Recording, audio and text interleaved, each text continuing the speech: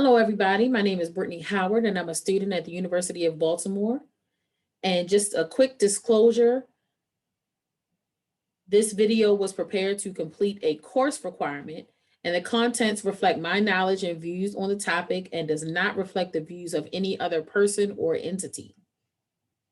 So today we're going to be talking about cybersecurity.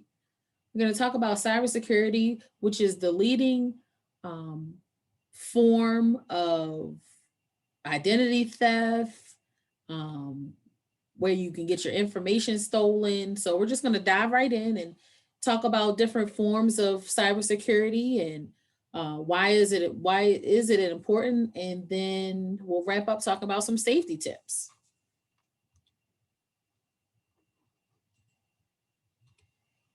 So what is cybersecurity? Cybersecurity is the practice of defending computers, servers, mobile devices, electronic systems, networks, and data from malicious attacks. Cybersecurity also protects the data and integrity of computing assets belonging to or connected to an organization's network. Its purpose is to defend those assets against all threat actors throughout the entire life cycle of a cyber attack. So basically, cybersecurity is something that helps to combat people trying to steal your information, people trying to steal your passwords, your personal information, documents, things like that. So why is cybersecurity important? Cybersecurity is important because it protects all categories of data from theft and damage. So somebody could not only steal your information, but they could damage things within your hardware. This includes sensitive data, personal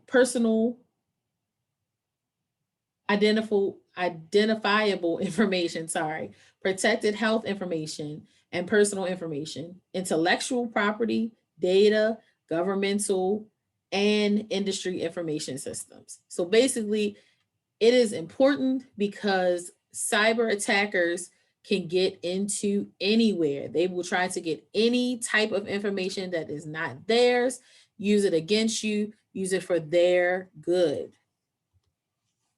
So a couple disadvantages and advantages of cybersecurity. So disadvantages, the firewalls can be difficult to configure correctly. Incorrectly configured firewalls may block users from performing certain actions on the internet until the firewall is configured correctly. So if somebody can get into your computer, it might take a long time for them to, for you to get back control of your computer. If once they get through your firewall, it might take a long time for you to get back into your computer. It makes the system slower than before. You need to keep updating the new software in order to keep security up to date. And it could be very costly for an average user. Some of the advantages, it protects your system against viruses, worms, and spyware. It protects against theft, data theft, minimizes computer freezing and crashes, and gives privacy to users. So 4 types of cyber attacks that you're most likely to face: brute force attacks, which cyber criminals use the trial and error. So they'll try a couple things to see how many times they can try it until it works. Attackers, they'll try every possible combination of your password and passphrases until the account is unlocked. So some safety tips to help you against brute force attacks would be to set a limit on the number of login attempts, for fighting against automated attacks using bots and enable CAPTCHAs, and add extra layers of security with multi-factor authentication. And that is a big thing, using multi-factor authentication. Credential stuffing is when the attacker uses stolen credentials to gain unauthorized access. So if somebody tries to take your key card or something from work, they try to use that information. So some safety tips against that would be enable, again, multi-factor authentication, blacklist suspiciously acting IP addresses. Phishing and spear phishing, the practice of sending emails from a trusted seeming source to gain personal information. And some safety tips on that Pay very close attention to email headers and you'll be able to identify whether it's genuine or not. Make sure you pay attention to those email addresses. It might be one or two things that are off. Malware attacks. Malware can be defined as malicious software that is downloaded into your system. Let's block confirm malicious scripts from running on your browser, perform frequent system backups, and store them on a separate device. So some other types of cyber threats. Cybercrime includes single actor or group targeting systems for financial gain or to cause disruption. A cyber attack often involves politically motivated information. If you or information gathering. Baltimore County got a cyber attack. Baltimore County Public Schools got a cyber attack on their computers. So that definitely was a cyber attack trying to gather information from Baltimore County Public Schools. Cyber terrorism is intended to undermine electronic systems and to cause panic or fear.